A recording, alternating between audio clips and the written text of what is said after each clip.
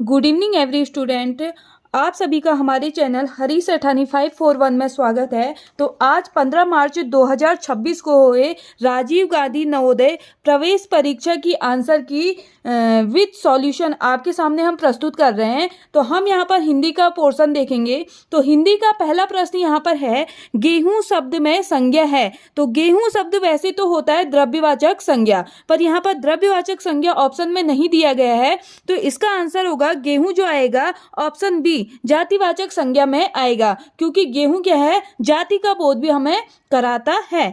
Question number 2 यहाँ पर देखेंगे, संचार शब्द का अर्थ है। तो संचार का शब्द का अर्थ होगा ऑप्शन नंबर डी, दूसरे का होगा डी, संदेश पहुंचाना। अगला है क्वेश्चन नंबर 3 है, कुम्मी के हाथ में जो किताब आई थी वह कब छिपी होगी। तो इसमें क्या करना है, वाक्य के अंत में विराम चिन्ह लगाना है। तो इसमें देखेंगे तो इसमें आएगा कब छिपी थी। तो कब क्या होगा, प्रश्न हो गया। तो इसमें आएगा क्वेश्चन नंबर 3 का आएगा ऑप्शन नंबर ए। तो यहाँ पर आएगा कब छिपी होगी, तो प्रश्नवाचक चिन्ह यहाँ पर आएगा। थर्ड का होगा ऑप्शन नंबर ए। अब हम देखेंगे फोर्थ और फिफ्थ क्वेश्चन। फोर्थ क्वेश्चन है यहाँ पर, भारी अटेजी शब्द में भारी है। तो भारी क्या है, उसकी विशेषता बता रहा है। किसकी विशेषता बता रहा है, अटेजी की। तो अटेजी क्या है, भारी। तो भारी विशेषता बता रहा है। तो चौथे का होगा ऑप्शन नंबर डी, विशेषण।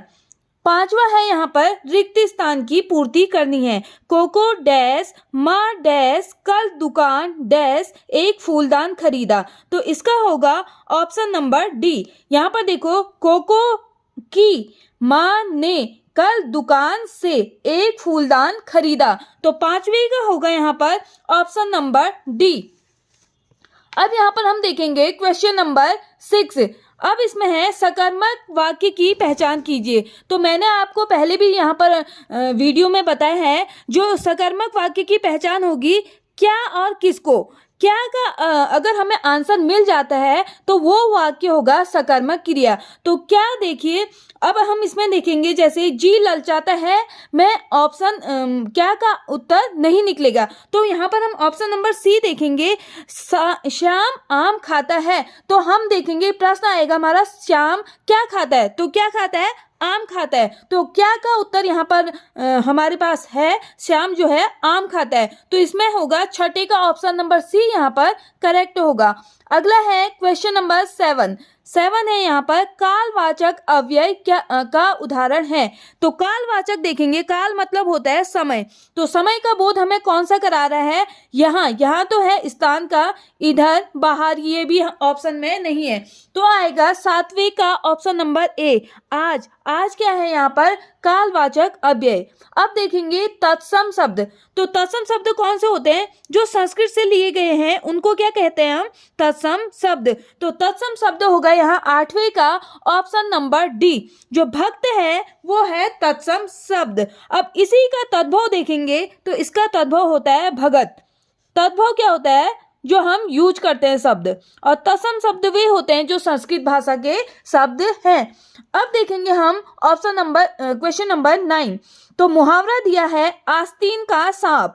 तो आस्तीन का सांप का जो ऑप्शन है, उसका जो आएगा, इसका अर्थ है आस्तीन का सांप मतलब कपटी मित्र।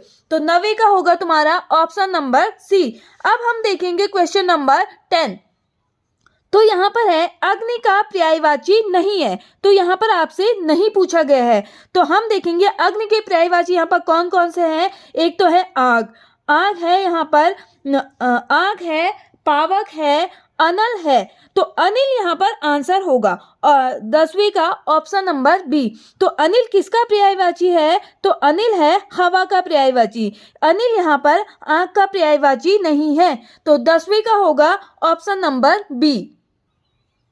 अब हम यहाँ पर 11वां क्वेश्चन देखेंगे। 11वां क्वेश्चन है यहाँ पर, गुणवाचक विशेषण कौन सा है। तो यहाँ पर आएगा 11वें का ऑप्शन नंबर डी। तो बलवान यहाँ पर क्या है, गुणवाचक विशेषण है। बाकी 5 यहाँ पर देखेंगे, तो 5 क्या हो जाएगा यहाँ पर, संख्यावाचक विशेषण। अगला है क्वेश्चन नंबर 12, निम्नलिखित में प्रश्नवाचक चिन्ह कौन सा है? ये भी मैंने क्लास में भी बताया था और आपको वीडियो के माध्यम से भी बताया था। तो प्रश्नवाचक जो चिन्ह है वो है 12वें का ऑप्शन नंबर ए। सबसे आसान सवाल यहाँ पर है। तो अगला है यहाँ पर क्वेश्चन नंबर 13, हाथी का पर्यायवाची है। तो हाथी का पर्यायवाची है यहाँ पर 13वें का ऑप्शन नंबर डी। अगला है यहाँ पर 14वां क्वेश्चन है, पर्वतों के समूह के लिए एक शब्द बताइए। तो पर्वतों के लिए हम एक शब्द जैसे हम कहते हैं पर्वत श्रृंखला, तो श्रृंखला यहाँ पर उत्तर होगा 14वें का ऑप्शन नंबर डी। अब देखेंगे हम क्वेश्चन नंबर 15, यहाँ पर देखेंगे द्वंद्व समास का उदाहरण है। ये क्वेश्चन भी आपको मैंने वीडियो के माध्यम से बताया है। तो द्वंद्व समास में क्या आता है, जहां पर डैश डैश वाले जो शब्द लिखे होंगे वो आएंगे द्वंद्व समास में।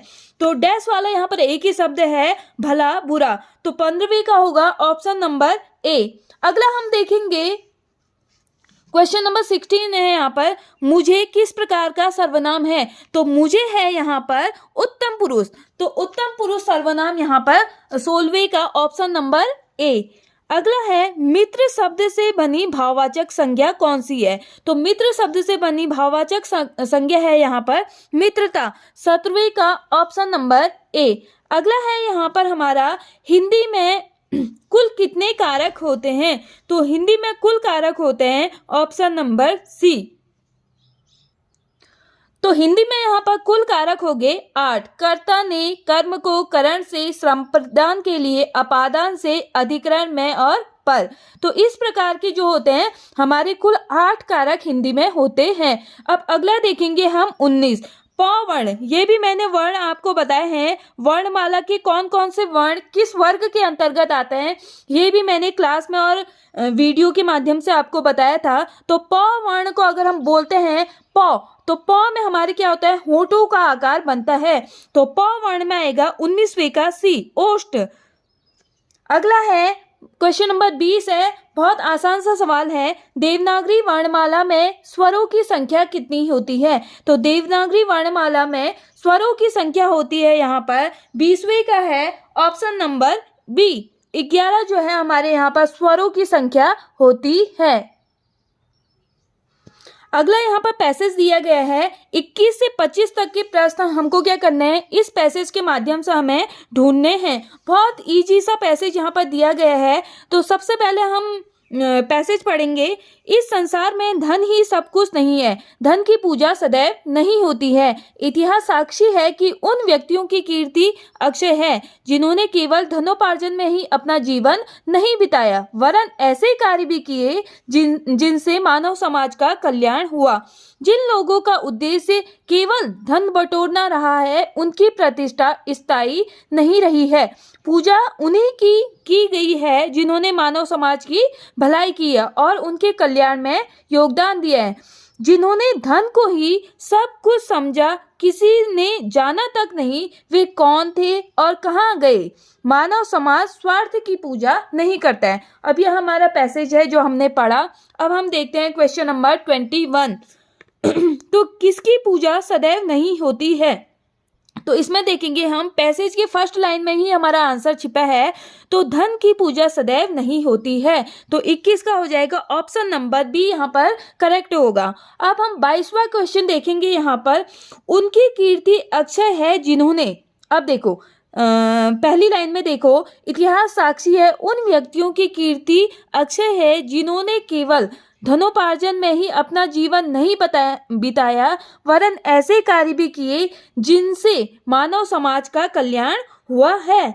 तो किनकी कीर्ति अक्षय हुई है, जिन्होंने मानव समाज का, जिससे मानव समाज का कल्याण हुआ है। तो 22वें का होगा ऑप्शन नंबर सी।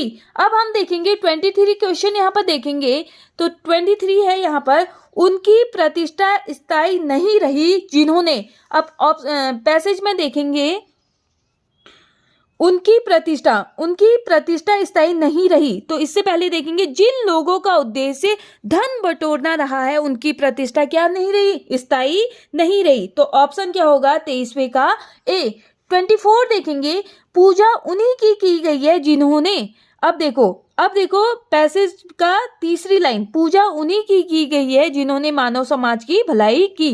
24वें का ऑप्शन नंबर सी। अब 25वां लास्ट क्वेश्चन है यहाँ पर, मानव समाज किसकी उपासना नहीं करता है? लास्ट लाइन में देखो, मानव समाज स्वार्थ की पूजा नहीं करता है। 25वीं का ऑप्शन नंबर डी। बहुत ही आसान पैसेज आया है, इसमें 5 के 5 आंसर सभी के ठीक होने चाहिए।